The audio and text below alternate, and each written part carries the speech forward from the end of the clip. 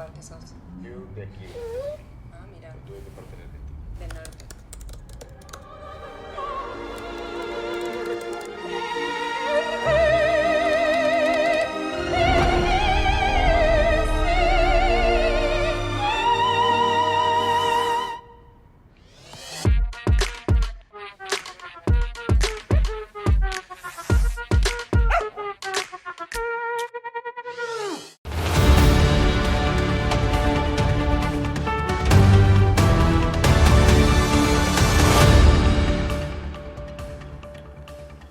Komið sæl og velkomin í Spursmál, föstudaginn 5.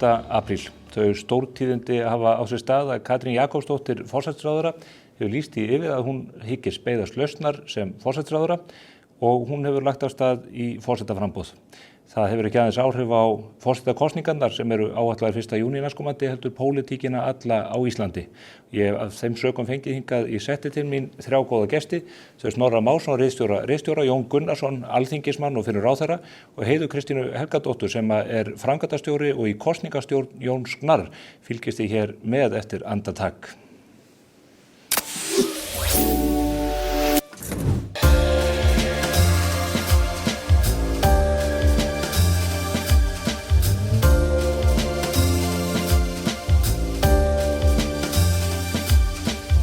Herragarðurinn klæðir þig vel. Nói Sirius kynnir sumarkroppið 2024. Kropp með kremkeksi. Ekki klikka á kreminu því það eru sól og sumar í kortunum. Nóa kropp. Brakandi sumar snilld. Hvert skref skiptir máli. Frá okkar fyrsta til okkar næsta. Allt skiptir þetta máli og kemur okkur lengra en við töldum mögulegt. Toyota. Förum lengra. Sí. ¿Vos de qué parte sos? Yo de aquí. Ah, mira. ¿Tú de qué parte eres? Del norte.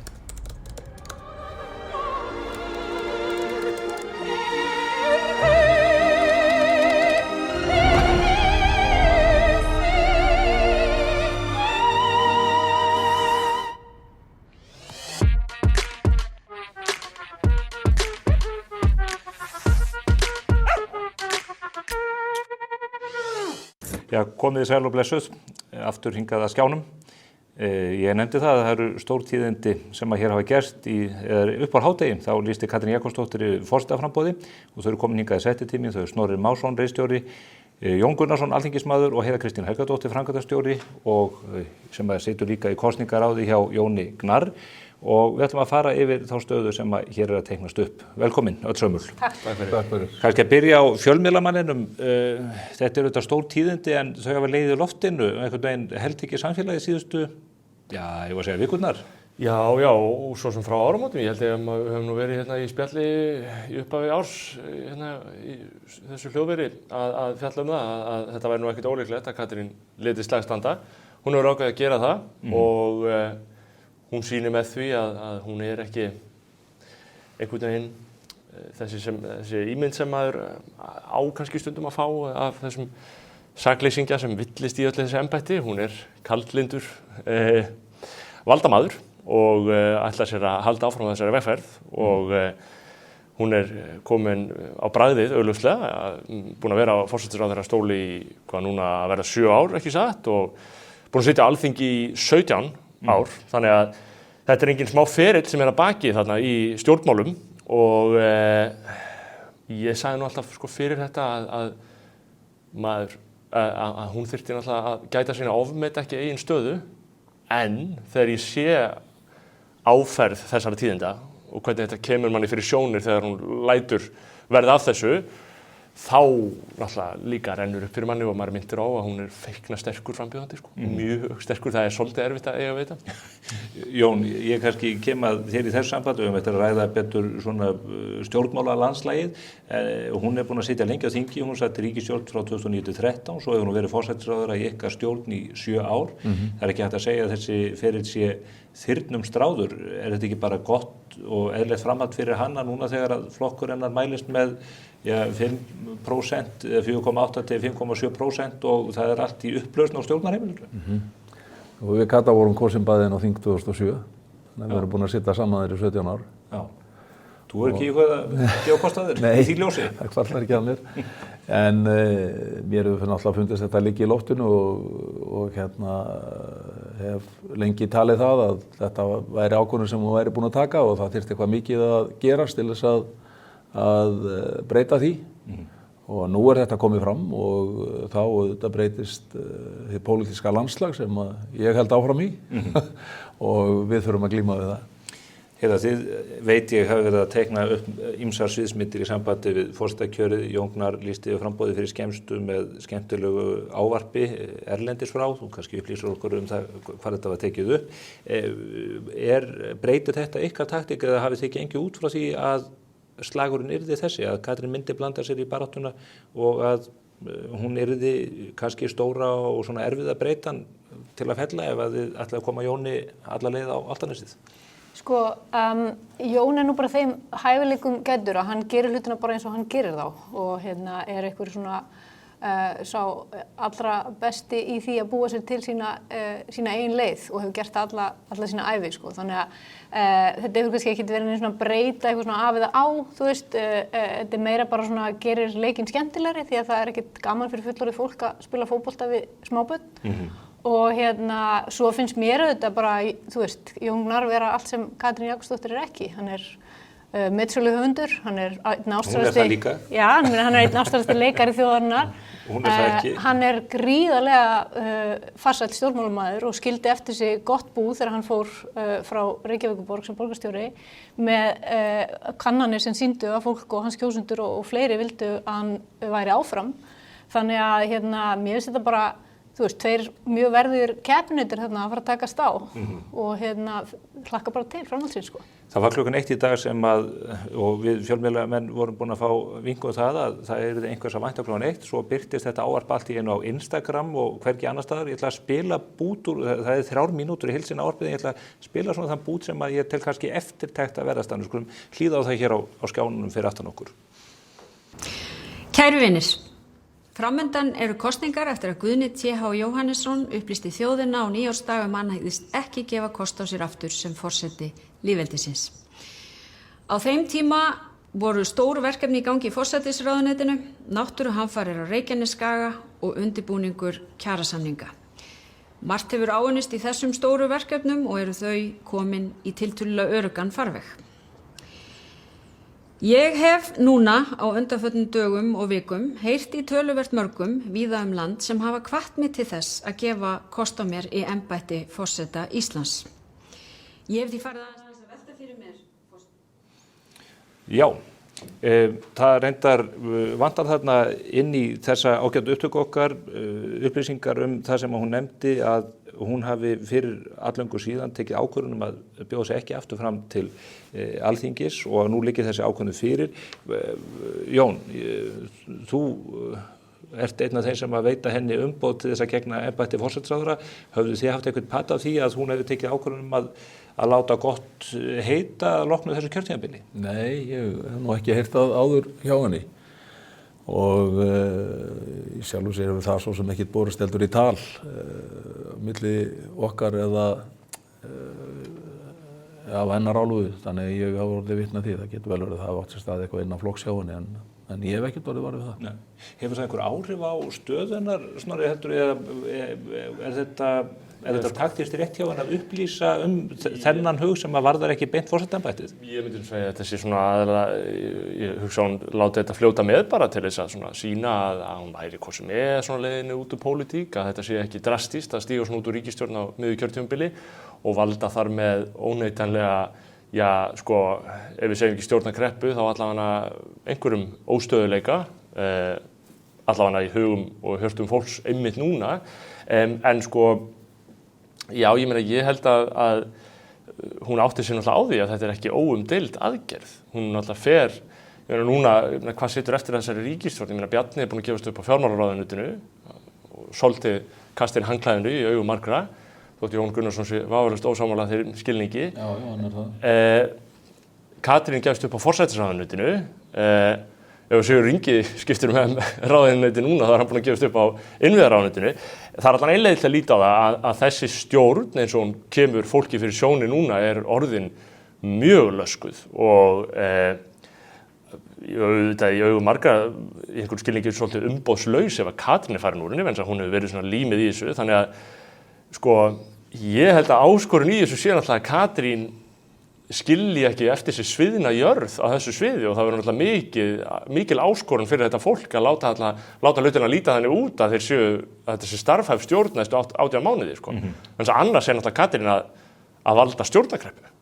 Ég held að síðan sem áður, sko, ég meina Katrín fyrir mér er bara svona fulltrúi íhaldsins í þessu samfélagi og hún hefur staðið sig mjög vel í að standa vörðum svona íhaldsöfl í Vinstri grænum, Framsókn og Sjálfstæðisflokknum og ákveðna stöðnun í samfélaginu síðustu 7 árin. Þannig að ég held að séu mjög margir í þessum röðum sem vilji rosa mikið að þetta gangi þannig að hún geti þá fært sig úr þessu embætti yfir í forsetis embættið af því að það er ekki mikið að gerast þarna hinum megin, þú veist, þannig ég held að þú veist að vinni alveg með henni upp á einhverju marki að fólk vill að þetta takist, þú veist, hún er fulltrúi íhaldsins, þannig að Þetta sé þá róttæki armurinn eins og í Vinstri grænum að honum hugnist að vel að losa stólinn, það er að segja formannsstólinn í VG til þess að koma róttækari hugmyndum. Já, og mögulega bara fara jafnvel í stjórnarandstöðu eða eitthvað, þú veist, til að byggja flokkinn upp. Þannig að ég held að það séu ótal sviðsmyndir í þessu sem eigi bara eftir að koma fram.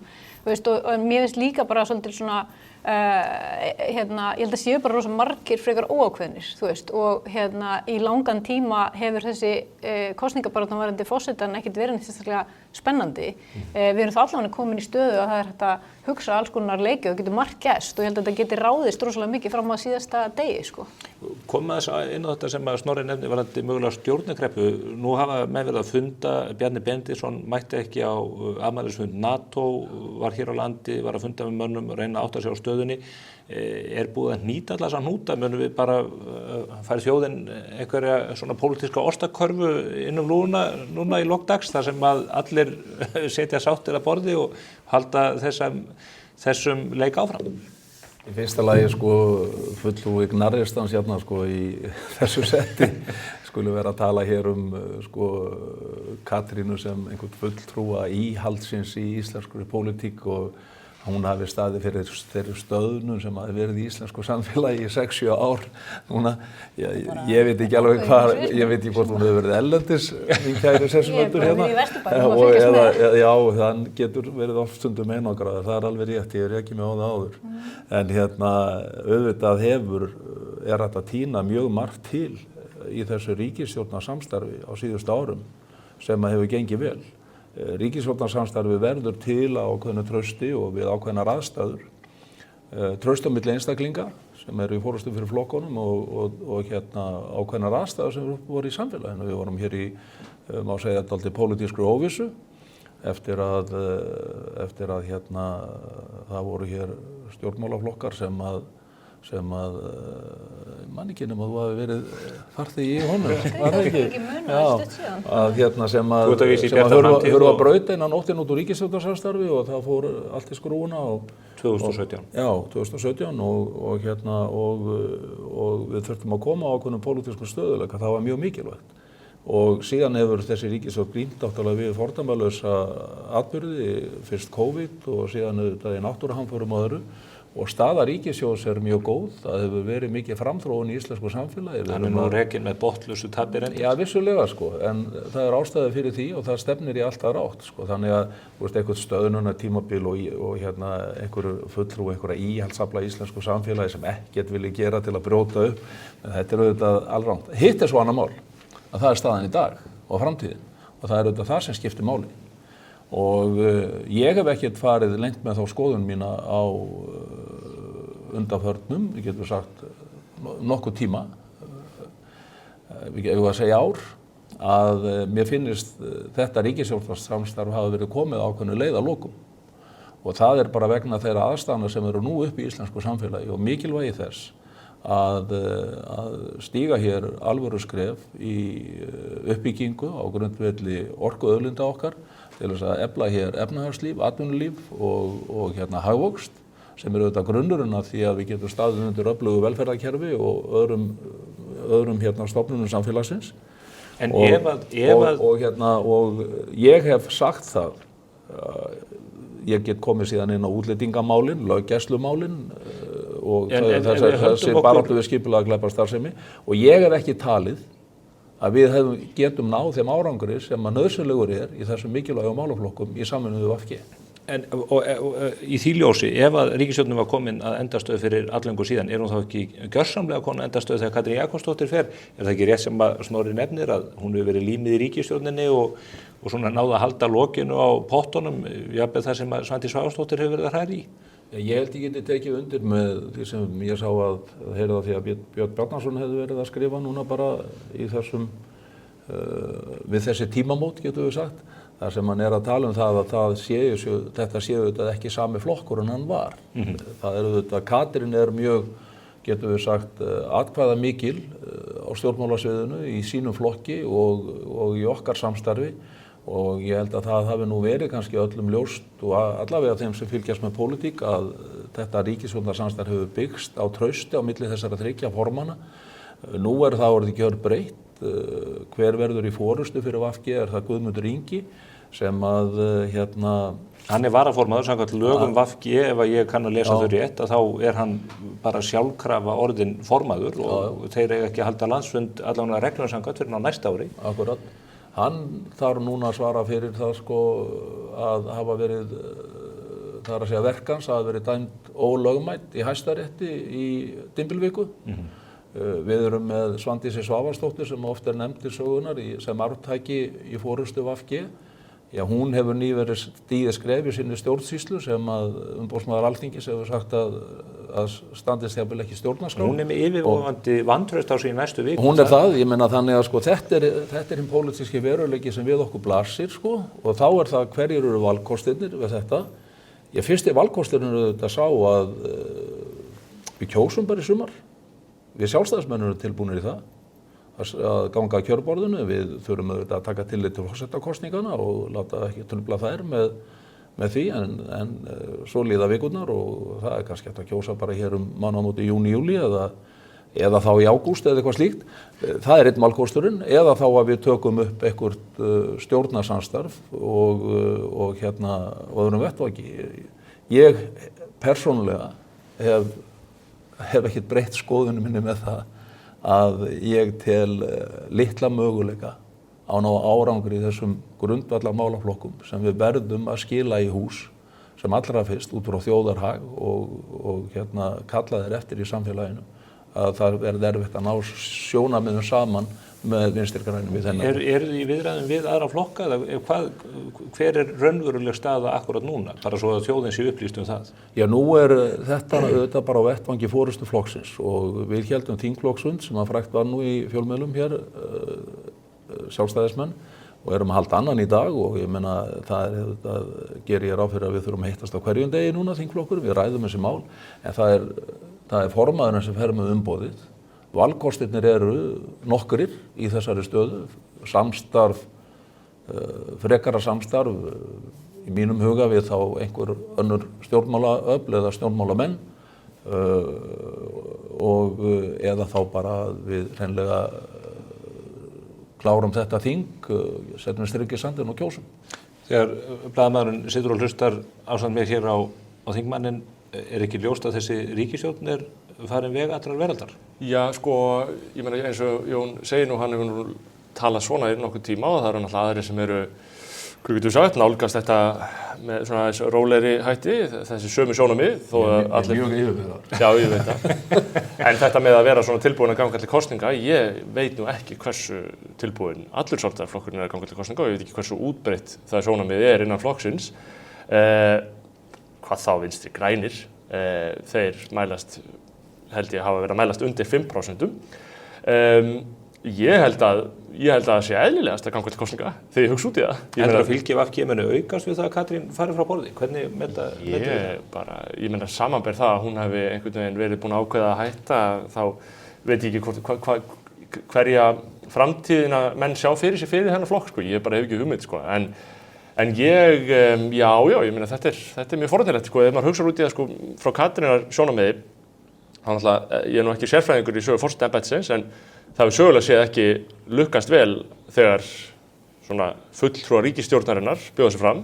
Það einhver dæmi það í sögunni, ég held að þarna Bjarni Prestur og Gunnar Thoroddsen og aðrir eins og þá hefur það ekki tekist sko. Þannig að hún þessu fyrsta þannig séð til þess að ná því. En svo þetta náttúrulega, ég meina eins og ég segi, sko, síðasta kosningabarátta hún þróaðist með allt öðrum hætti en menn sáu fyrir sér í upphafi og það að segja forsetakosningabarátta. Þannig að þó Katrín komi sterk fram núna, þú veist, þá getur vel verið að mönnum takist að snúa einhvern veginn, þetta svolítið skrítin hópur í raun og veru 4, þú segir íhald sem svona ákveðin íhaldsmaður sjálfur, þá fellst ég ekki á það í neinu atriði að Katrín Jakobsdóttir sé íhaldskona. Hún bara svona frjálslyndur globalisti, finnst mér eins og allir frambjóðendurnir eiginlega núna, það Jón Gnarr líka og Halla Tómasdóttir og Baldur Þórólfsson, þetta allt í raun og veru svona pólitískt séð, þá þetta mjög áþekk gildi sem ég held að þetta fólk hafi að leiðarljósi. En kannski helst Arnar Þór Jónsson sem að hefur skorið sig úr hvað það var þar? Já, og svona þjóðlegir íhaldsmenn sakna þess nú að það sé einhver, ég meina þó að svona Arnari Þór ólaustuðu, þá ákveðin gata á markanum þarna, en Katrín auðvitað samt eins og hún rakti í þessu ávarpi, þá fjallar hún um íslenska tungu og svona aðra þætti, en hún hefur svo sem líka gert það í embætti sínu sem forsætisráðherra. En ég held sko á þessu stigi þá sé að því eins og ég segi, menn svona verða svolítið peppaði þegar Katrín kemur þetta fram og maður finnur á sér að það veruleg vikt í þessu skrefi.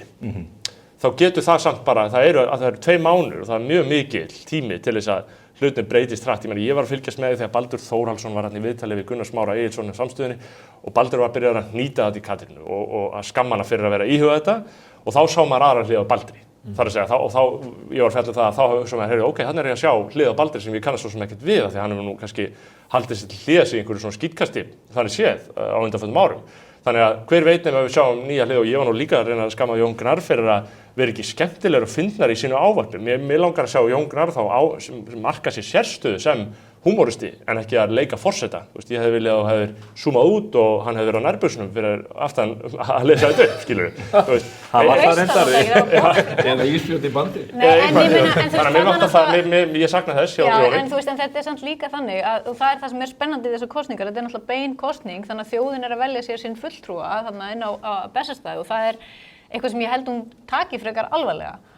Og þess vegna finnst mér líka alltaf svo mikil einföldun, alveg eins og það einföld söguskýring hjá þér Jón að einhverju smáflokkar eins og einhverju tamt að kalla alla nýja flokka þegar þeir eru sjálfur að nálgast smáflokkastandardinn samkvæmt skoðanakönnunum að þeir séu allir einhvern veginn óstjórntækir, þú veist, það líka þeirra sem eru fyrir á fleti að halda stjórnarsamstöðum saman.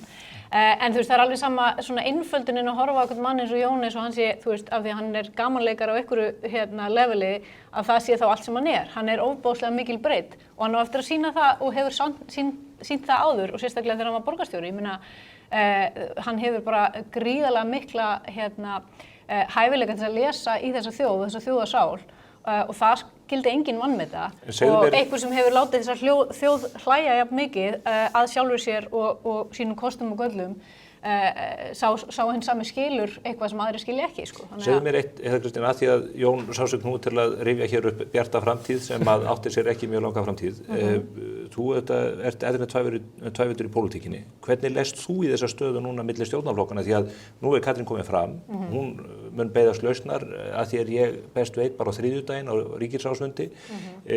Hún fer að túra landið en eftir sitja við borðið Guðmundur Ingi og Svandís og Sigurður Ingi og Lilja Alfreðsdóttir og Áslaug Arna og Þórdís Kolbrún og Bjarni og Guðlaugur Þór og þessi þingmenn ráðherrar allir. Hvernig telur þú að þetta fólk geti greitt úr þessu? Var ekki Katrín alltaf stuðpúðin á milli Svandísar og Guðmundar Inga til dæmis og síðan raunverulegu íhaldsafla? Jú, ég held með efast það að Bjarni Ben sé með símanúmer hjá Guðmund Inga, þannig að ég veit ekki eins og hvernig það samtali ætti að fara fram, þú veist, þannig ég held að það séu ákveðnir svona ómöguleikar í stöðunni, þú veist, og ég skil Katrínu alveg upp á einhverju marki að, þú veist, vilja þetta, sérstaklega ef hún hefur verið ákveðið að fara úr stjórnmálum að þarna opnast einhver gluggi fyrir hana. Persónulega hefði ég ráðlegt henni að kæla sig í 4 ár og gera þetta svo. Forsetaembættið á náttúrulega heldur ekki að vera einhver neyðarútgangur. Fyrir utan það, skilur við, en ég meina... Maður fær þá tilfinninguna að hann sé það. Maður fær það tilfinningunni í þessu spili. En ég held, það sé ákveðin ómöguleiki í að halda VG áfram í þessu samtali og ég held að sé líka bara fyrir VG sjálft sem fyrirbæri, þú veist, að byggja sig upp áfram inn í þessu samstarfi mjög erfitt. En hvernig þau ætla að leysa það, þú veist, ef þau ætla að fara að teygja sig til ykkur annara flokka, þá þurfum þau líka að fara að semja upp á nýtt og það þá til hvað, nokkura mánaða, eins árs, hver á að vilja stíga inn í það án þess að fá eitthvað mikið fyrir sinn snúð, sko. Eitt bara til að fá hreint, Jón, sko, ef við svona aðeins takmörkum viðfangsefnið, ekki alveg ljóst, alveg sama hvað annað verður að Svandís Svavarsdóttir verður ekki matvælaráðherra í næstu viku. Munu þið þingflokkur Sjálfstæðisflokksins verja hana vantrausti þegar að það kemur fram? Það liggur fyrir að hún verður, að það verður lagt fram?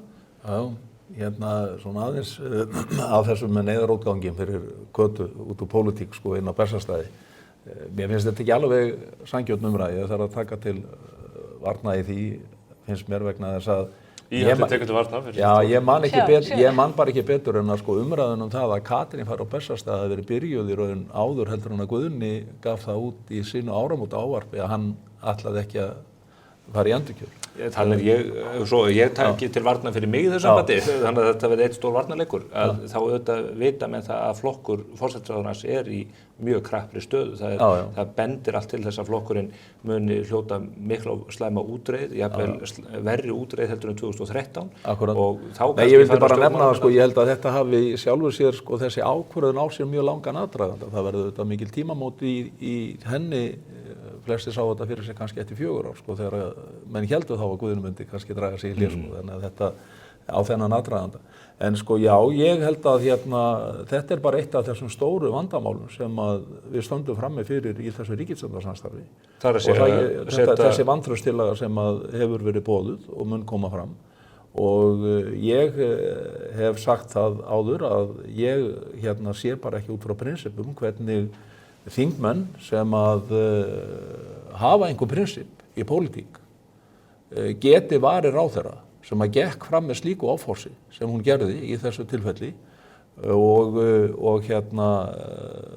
braut ekki bara lög heldur sko sennilega stjórnarskrá lýðveldisins og ég vil segja með opin augum sko vegna þess að það var varað við þessu, þetta lá svo í augum uppi. Látum sko liggja á milli hluta dóminn, við getum rætt það sko forsendur mála sem fara fyrir dómstóla og eru svona ágreiningsefni eins og dómurinn sem ég var að vitna í áðan í Hæstarétti þar sem að verk Guðmundar Inga voru dæmd ógild að það þá búið að fara þessa leið og það einhver ágreiningur í málinu en þarna þetta gert með svo augljósum tilgangi og með þannig framferði að ég á mjög erfitt með að sætta mig við það og ætti mjög erfitt með að taka þátt í því að verja ráðherra vantrausti sem að En þú útilokar það ekki? Nei, ég bara segi það, ég mun ekki gera það. Mín skoðun svo að ráðherra sem í þessari stöðu í máli sem hefur fengið þessa afgreiðslu á sjálfur að stíga til hliðar. Þannig að, en ef þú verðan ekki vantrausti, myndu sætta við að aðri flokksmenn verja hana vantrausti eða verður ykkur nokkur spilað út þarna sem gera þetta? Það verður bara að koma í ljós hvernig úr því spilast sko. Það er auðvitað mörg horn að líta núna þegar við hugsum til þessara 18 mánaða sem eftir að þessu kjörtímabili og ég fór ágætlega hér yfir valkostin áðan sem við stöndum frammi fyrir og Heiða segir hér að hún sjáu nú ekki að það vilji einhver flokkur fara að vinna með framsókn, það að segja aðrir en þá VG með framsókn og sjálfstæðismönnum út kjörtímabili og þá bara þetta sem ég sagði áðan hið augljósa í mínum huga þá bara boðum við þjóðina til kosninga, alþingiskosninga. Já, en þá erum við náttúrulega líka komin í stöðu þar sem að sko þessi ákvörðun verður til þess að þú veist einmitt ríkisstjórnin fer frá og það verða kosningar þá væntanlega einmitt eins og þú segir kannski júní, júlí eða eitthvað. Þú veist, ég er ekkert endilega viss að það sé eitthvað svona sem allir hafa verið að biðja eftir þó ég held að reyndar mjög margir sé að biðja eftir að þessi ríkisstjórn fer frá. Þú veist, en þetta er einhvern veginn búið að skapa rosalega svona skrýtna stöðu sem að eins og ég segi, getur bara haft svona mikil áhrif á það hvernig framvindan verður svo í þessari kosningabaráttu sko. Því ég held svona teorískt hafi þetta alveg getað gengið upp en svo þú ert komin alveg á punktina sem þú tekur ákvörðunina og þarft svo að fara að taka allar hinar ákvarðanirnar. Það er bara svo margt sem fer einhvern veginn bara á einhvern allt annan hátt heldur en þú getur eftir stjórn á sko. En það er líka stjórnskipulega séð, við vorum að fjalla það í Morgunblaðinu í morgun og vitna meðal annars í Sigurður Líndal heitin og annað það að hún þyrfti raun og veru ekki að segja á sig sem forsætisráðherra eða beðast lausnar en hún gerir það en venjan nú þá sú ef að menn geta ekki komið sér niður á sameiginlega niðurstöðu að hún færi þá fyrir starfsstjórn. Þarf þá fráfarandi forseti að velja einhvern annan úr þingliðinu eða úr meirhlutanu til þess að taka sér embætti forsætisráðherra þar til úr þessu greitt. Mér heyrist ekki á ykkur að það liggi fyrir hver eigi að leiða ríkisstjórnina þegar hún hverfur frá borði og ekki getur hún miðað við eða öllu óbreyttu verið í kosningabaráttunni og setið yfir starfsstjórn sem forsætisráðherra. Nei, sko ég held að fyrir hana sem einstaklingi þessari stöðu, hún að koma út úr pólitík, hún að stíga út úr pólitík og hún að fara inn á alveg nýjan vettvang. Hann nútandi pólitísku líka. Já, en ég bara held að það sé mjög mikilvægt fyrir hana að hreinsa bara borðið og stíga út og fara að sinna því verkefni, stóra verkefni sem hún að takast á hendur. Þá verðum við að leysa þetta kannski tímabundið með einhvers konar starfsstjórn. Það eru nokkrir möguleikar í því hvernig við útfærum það. Á meðan að menn að sjá þá til hvort að það einhverjir aðrir fletir til þess að takast á við þessi brýnu mál. Það lykilatriði í mínum huga og okkar sjálfstæðismanna núna eins og áður að það að takast á við þau stóru mál sem að verður að takast á við til þess að fylgja eftir góðu skrefi aðalega vinnumarkaðarins, skuldbindingarna sem að ríkisstjórnin tókst á hendur í tengslu við kjarasamninga. Það ekki lítið mál að fara við að koma hér með fjármálaáætlun sem þarf að styðja við þetta og við þurfum að fara alveg klárlega að nýta þennan tíma í hagræðingar í ríkisrekstri og reyna að skoða þau verkefni sem að menn hafi verið með á prjónunum, hvort að þau séu öll raunhæf eða hvort það sé hægt að nálgast með öðrum hætti. Við erum að fara að byggja þjóðarhöll hérna fyrir íþróttirnar sem gríðarlega mikilvægt. Það ríkið að byggja þetta eða eru bara einstaklingar hér út í bæ sem geta byggt þetta og svo framvegis. Það að skoða marga fleti. En Jón, er tímaramminn sem að Bjarni, Guðmundur Ingi og Sigurður Ingi hafa, er það fram á þriðjudaginn? Já, menn þurfa að koma sér saman það hvað tekur við á þriðjudaginn. Ef það á þá bara ekki sjálfkrafa búið til kosninga. En líka með náttúrulega því að líklega flestir áhorfendur þessa þáttar eru að sjá þig fyrstan af þeim sem eru kjörnir fulltrúar og þeir sem eru fulltrúar þessar ríkisstjórnar tjá sig þetta mál. Þannig að þú tala mjög fjálflega að það geti bara komið til kosninga. Að það sé bara, að það sé mér finnst þú hljóma að einhverju leyti eins og það geti bara vel hugsast að það verði bara staðan í lok sumars, eitthvað svoleiðis. Einhverju myndu að halda fram að Jón yði í skinninu bara? Já, í sjálfu sér, ég óttast ekki kosningar og við gerum það ekki og við höfum alveg rætt á okkar þingflokksfundi. En það bara grundvallaratriði í mínum huga við þessar aðstæður.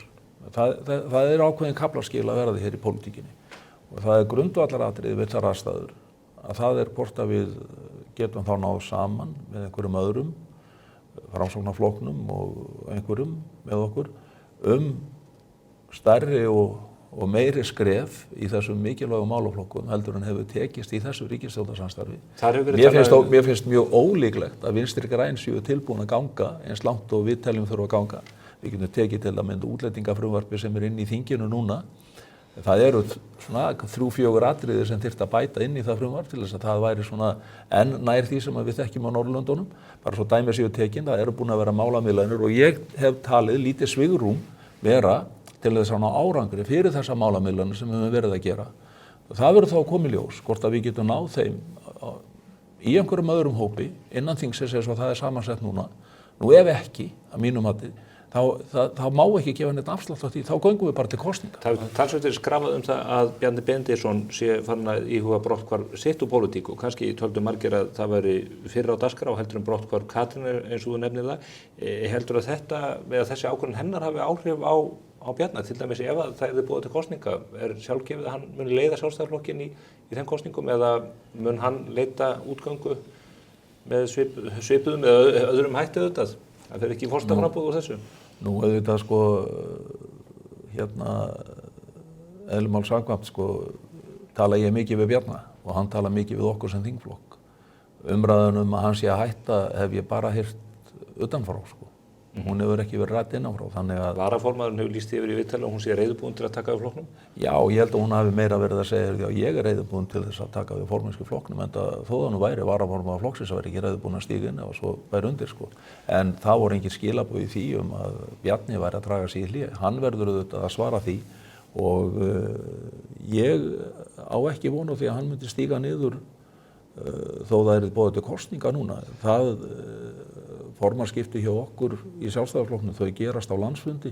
Landsfundur er ákveðin, er fyrirhugaða næsta vetur hjá okkur og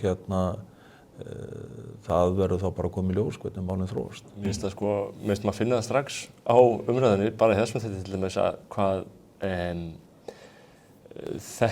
þessi atburðarás blandar þessum landsmálunum rosalega saman við þetta embætti, við forsetaembættið. Þannig að það er að segja að þetta gerir þessa kosningabaráttu miklu pólitískari. Og maður finnur bara að umræðan leiðist út í arfleið Katrínar í stjórnmálum og þar með umræðu þau stjórnmál sem verður náttúrulega áhugavert að sjá að því þá sem maður fyrir sér að það verði einhvern veginn svona tilefni til þess að forsetaframbjóðendurnir sem þeir hafa svona alltaf reynt að sneiða hjá muni þurfa að blanda sér einhver leyti í umræðuna ríkisstjórn, Alþingi.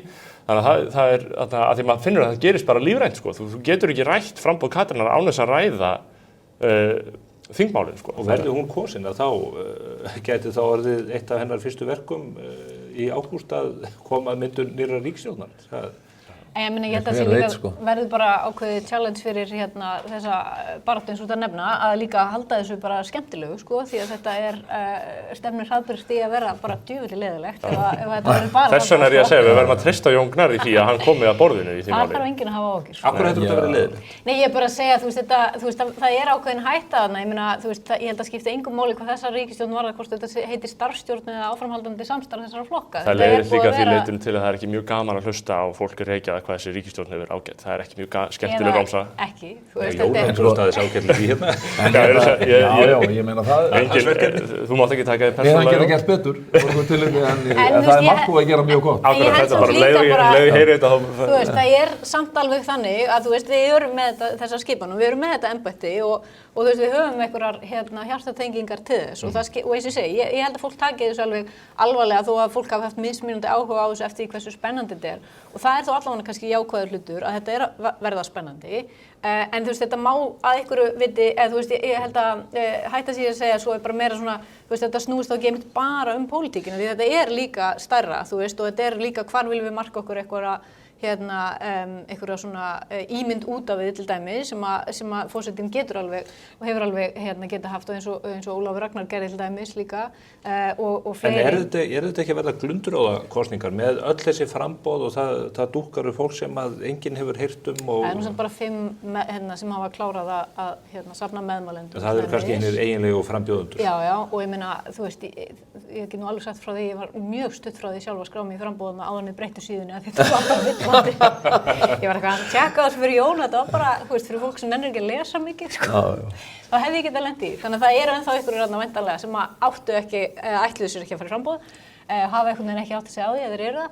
En þú veist, allt þetta er nú bara svona eitthvað næs, sko. Ég óttast þetta ekki, sko. Ég held að þú veit ekki að stjórna svona þáttum, Jón. Ég veit ekki hvernig þetta verður hér fyrir okkur með 10-20 Ég ætla að segja, sko, ég óttast ekki að pólitíska umhverfið þurfa að blandast og mikið inn í kosningabarátuna og setja einhvern mark á hana. Ég held að óhjákvæmilegt. Já, ég held samt sko ég held samt að þegar við fyrir staðið og pólitíkin fer nú í ákveði frí þarna 2 vikur fyrir kosningar, forsetakosningar, að þá munir þetta hverfast embættið og mikilvægi þess og hverjir eru bestir til þess og hver er bestur þá að mati hvers og eins til þess að gegna því.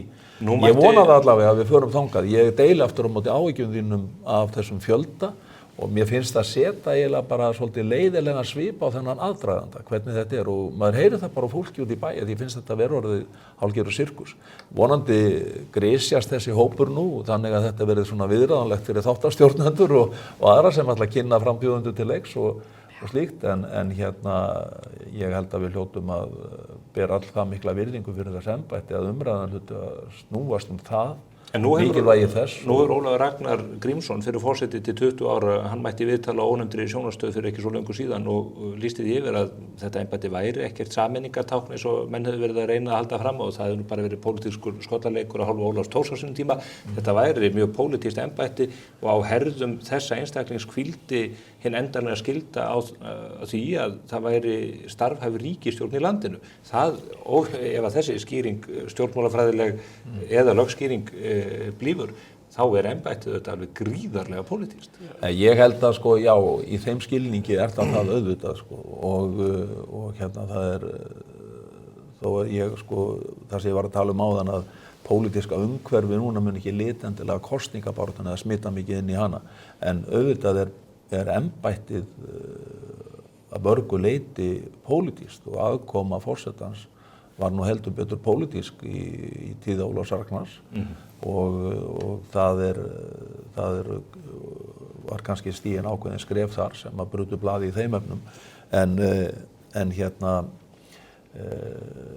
og að því leyti það auðvitað mikill styrkur fyrir frambjóðanda að hafa reynslu sem að menn búa yfir úr pólitík af alþingi og af stjórnsýslu og öðru.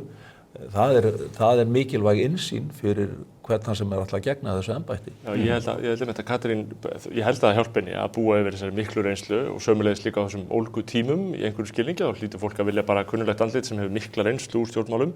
Og mjög áhugavert að sjá Ólaf Ragnar í þessu viðtali, hann var einhvern veginn, þá fann maður að það getur verið vikt í forsetanum einhvern veginn og hann var að útskýra það, hann var að tala þetta sameiningartákn, þetta orð hafi verið notað til að veikja eða þess að gera lítið forsetanum. Ég var fann nótast að myndi bjóða satt. Ég líka, mér fannst að það væri að næsta sem hann hefði að segja og ég var vitsjóttilega, ég var á Bessastöðum í gær í óopinberi heimsókn með erlendu blaðamönnum og ég var að tala við Guðna og Guðni var þarna sprúðlandi kátur að vera útleið fannst mér og hann var að lýsa fyrir okkur að það væru verulegar annir sem fylgja þessu embætti. Hann þarna með 5 börn og hann bara, mér fannst það hljóma á honum að þetta væri bara praktísk ákvörðun, sko. Ég bara nenni þessu, sko, að hálfpartinn, sko. Hann hefur líka tekið þetta mjög alvarlega og verið gríðarlega sagt já við mjög mörgu.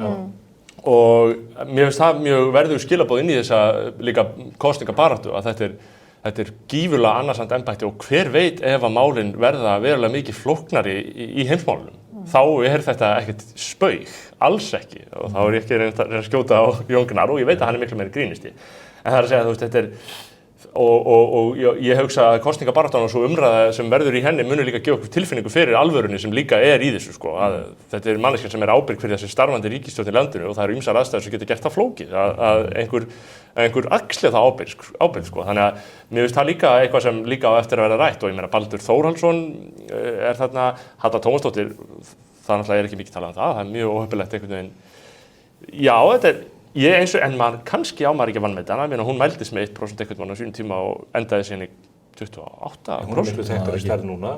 Já, en svona maður svona utanfrá þá hugsa maður að þetta hefði ekki kannski verið einmitt tíminn fyrir hana að bjóða sig aftur fram, en nú Katrín komin, Jón komin og Baldur Þórhallsson komin. Þetta verður mjög spennandi. Sko. Svo steig nú Steinunn Ólína fram í gær líka, ég meina þetta verður, já, ég skildi það þannig og maður byrjuði að safna meðmælum og hérna þannig að þetta verður ekki leiðilegt. Hún gat ekki beðið eftir sem hún áður var búin að segja að hún ætlaði að gera það ef að Katrín kemur fram. Hún gat ekki segja það. Bara gera þetta á sinn hátt. En segðu mér, Heiða, að því að þú ert inn í einu framboðinu, heldurðu að ákvörðun Katrínar valdi því að það kom ekki fram fleiri öflugir kandidatar? Gæti leynst þarna við Sjóndaldarhringinn einhvað svona óvænt spil upp í ermi almættisins? Já, svolítið erfitt með að sjá það líka bara svona út frá tímarammanu, það þarf að skilja inn þessum frambóðum hann 27. apríl. Ég meina það tók ekki langan tíma að safna meðmælum til dæmis fyrir Jón eða fyrir ykkur alvöru kandidata að gera. Lúmsleið til að koma því að? 2 mínútur skipta öllu, sko. Þannig að svona, þú veist, það ekkert ólíklegt, en þú veist, mér fannst nú svona, það var eitthvað viðtalið Guðna fyrir páska, fyrir svona 2-3 viku, þar sem hann sagði eitthvað svona að mann ekki hvernig að orða það eins og væri einhverjar svona aðstæður sem gætu að koma upp þar sem það myndi aldrei útiloka eitthvað. Fær ekki fram nema að væri rík ástæð til að vera inn í Morgunblaðinu. Þetta nú svona endurtekinn leikur frá Ólafi Ragnari bæði 2012 og 2016. Þú veist, þannig ég hugsaði sko, þú veist, það svona kviknaði eitthvað svona bak við eyrað með bara svona, er hann að hugsa eitthvað sko. En þú veist, ég myndi segja að það væri alveg svona, já, ok, þú veist, það væri svona einhver staða. En ég veit ekki engum nöfnum sem ég hef heyrt sem að, þú veist, manni finnst eitthvað líkleg, sko, til þess að breyta einhverju, sko, úr þessu, Nei, til að geta velt þessum frambjóðandum undir rúkum. Ekki svona þannig, sko, en ég held, eins og ég segi, þú veist, ég held að verði svona, bara muni ekki vera ljóst fyrir en bara á síðustu metrunum, þú veist, bara alveg inn í kjörklefan jafnvel, sko. Þannig að það getur orðið mjög áhugavert. Snorri, ert þú til í að spá fyrir atburðarás næstu sólarhringa, núna þegar þetta liggur fyrir með þessum hætti? Hvernig myndir þú halda að helgin og mánudagurinn teiknist upp í ljósi þess að það líka yfirvofandi vantraust á Svandísi Svavarsdóttur? Sko, ég byggi mína spár á gögnum og sko, þegar það færist hiti í leikinn í þessu stjórnarsamstarfi og hefur nú nokkur sem gert svona við og þá veltir fólk ýmsu upp hvað kann að gerast og þá það yfirleitt, þannig að maður verður nú að sletta í því að það það yfirleitt eitthvað anti-climax. Það kemur eitthvað svona, dettur botninn úr þessu fyrir framan og eitthvað svona leiðilegt gerist og óspennandi og óupplífgandi og kannski það hlutverk stjórnvalda á erfiðum tímum að vera leiðileg. Þegar ekki að hvítan fellur í skálinni. Já. Þannig að ég myndi veðja á eitthvað í þeim anda að menn komi sér saman einhvers konar starfhæfa ríkisstjórn, annarnið til. Þessara þriggja flokka? Ég finnst, eins og ég segi, ég þyrfti að fá einhverja breidd sjálfstæðismanna til þess að leggja mat á það hversu líklegt það er. Jón ekki hittamælirinn á þetta? Já, sko, hann hefur nú talað svona lengi, sko, hann er í órólögudeildinni þessa dagana og þannig að það er spurning hvað Bjarni segir, finnst mér líka, en mér finnst, sko, þetta er, sko, ég held að Samfylkingi, hvað mælist þú ekki bara með álíka marga þingmenn og öll stjórnin í skoðanakönnunum. Yfir 20 þingmenn. Ef maður ætlar að lesa einhvern vilja þjóðarinnar úr því, þá náttúrulega vill þjóðin breytingar á stjórnarfari hérna. Og hvort sem það mun birtast okkur í auknu fylgi þar eða hjá öðrum flokkum. Það eru auðvitað umdeilt í svona skoðanakönnun, ég vil bara rifja það upp. Auðvitað. Vel á annað ár hér voru Píratar með 40%. Þeir eru iðulega rifjaðir upp, en ég held að sé nú meiri alvara á bakvið þessar mælingar á Samfylkingunni. Og öðrum flokkum. Þannig að mér finnst það eðlilegra að menn væru nú bara þá að fara að sigla í þá átt, en þá aftur á móti, þá hefur það gífurlega áhrif á forsetabaráttuna. Hvers konar atburðarás þetta er þá, sko. Ef maður lesi spilin og Kristjánsskóluna núna, Jón, þá stefnar margt til þess að núverandi forsætisráðherra verði komin á Bessastaði 1. ágúst og innan örfára mánuða verði einmitt Kristrún Frostadóttir orðin forsætisráðherra í einhvers konar stjórn með Sjálfstæðisflokkinn sem hækju eða ekki. Þið hljótið að þurfa að nota helgina til þess að reyna að snúa þessari stöðu einhvern veginn við. Það ykkar býður gríðarvaxið verkefni. Já, það er bara svoleiðis og við höfum tekist á við þau áður og ég kvíði því ekki að takast á við þau, sko. Það er ánum mikið eftir vatn eftir að renna til sjávar í kosningabaráttu ef við værum að fara að heyja hana framundan. Þá eiga nú flokkarnir eftir að skipa sína raðir á lista og leggja fram sín málefni og allt þetta. Yrðir þú í framboði? Já, ég reikna með því. Ef að flokksmenn vilja. Þú veist að við erum svo lýðræðislegir Sjálfstæðisflokknum að við tökum ekki þetta vald af flokksmönnum, sko. Já, það hefur nú reyndar í þínu kjördæmi gerst að menn séu færðir hátt og lágt á listum. Það kom fyrir einu sinni, það var áferðarmál. Ég er ekki að Vilhjálmur Bjarnason sé sammála þeirri skilgreiningu. Nei, ég veit það. En almennt séð þá veistu hvaða aðferðir við notum og það getur vel verið að menn breyti því eitthvað. En já, ég að óbreyttu ef að flokksmenn vilja, þá verði ég þarna einhvers staðar á ferðinni. Af því sem ég heyri úr öðrum flokkum líka, þá er mikill skjálfti í mönnum og fólk finnur mjög að það er orðið mjög áríðandi að skipuleggja sig. Eldgosið á Reykjanesi hefur enga vittlengur umræðunni eins ótrúlegt og það er. Heiða, ég hef tvær spurningar til þín í lokin. Hvar var ávarpið tekið upp? Já. Og hver eru næstu vers hjá Jóni? Það er þetta margir forvitnir að vita hvernig hann hyggist heyja baráttunum á næstu vikum og höggva í fylgið sem að Katrín skapar sér óhjákvæmilega með þessar yfirlýsingum. Myndbandið var tekið upp í Jónshúsi í Kaupmannahöfn og við verðum bara að bíða og sjá. Ég lofa því að það verður skemmtilegt, gefandi og gott.